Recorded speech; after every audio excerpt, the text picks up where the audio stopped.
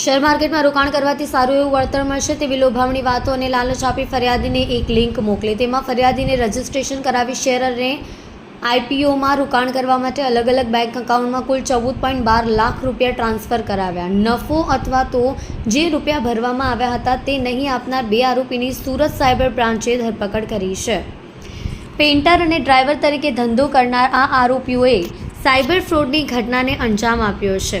14.12 લાખ રૂપિયાની લોભામણી લાલચ આપી ટ્રાન્ઝેક્શન કરાવ્યા હતા. નફાના માત્ર 100 રૂપિયા જ આપ્યા હતા.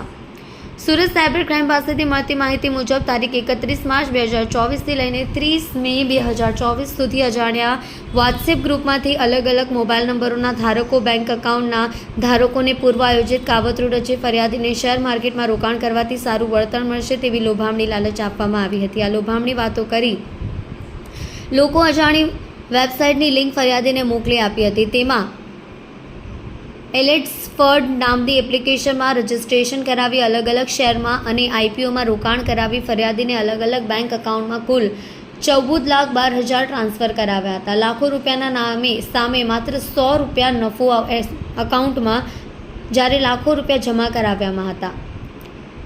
આરોપીઓએ તેમાંથી માત્ર 100 રૂપિયા નફા પેટે બેંક એકાઉન્ટમાં જમા આપી બાકીના નફા પેટેના રૂપિયા કરવા ન દઈ તેમજ ફરિયાદીએ શેર માર્કેટમાં તથા આઈપીઓમાં રોકાણ પેટે ટ્રાન્સફર કરેલા કુલ 14,12,000 પરત ન આપી ફરિયાદી સાથે સાયબર છેતરપિંડી કરી હતી.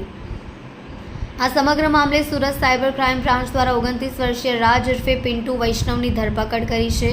તે રાજસ્થાનના મૂળ ચિત્તોડગઢનો રહેવાસી છે અને સુરત શહેરના ઓલિમ્પિયા પિરામિડ ખાતે રહેતો હતો. અલગ અલગ બેંક એકાઉન્ટની કીટ વિમલ સેલાની નામના શખ્સ પાસેથી કમિશન ઉપર લઈ આગળ રાજસ્થાન ખાતે વાપરવા આપતો હતો. તેમજ ટેલિગ્રામ વોટ્સએપ ઉપર ચાઇનીઝ વેન્ડર સાથે સંપર્ક કરી તેઓને મોકલાવે ઓટોમેટિક ઓપીડી ફોરવર્ડ નામની એપીકે ફાઇલ પોતાના મોબાઈલ ફોનમાં ઇન્સ્ટોલ કરી બેન્કિંગ ટ્રાન્ઝેક્શન કરતો હતો. સાથે પોતાનું કમિશન આરોપી કમલેશ સાથે સુરત ખાતેથી અલગ અલગ એટીએમ મશીનમાંથી વિડ્રો કરતા હતા. કલ્પેશ રાણા સાથે જોતા રહો ન્યૂઝ 9 ગુજરાતી સુરત.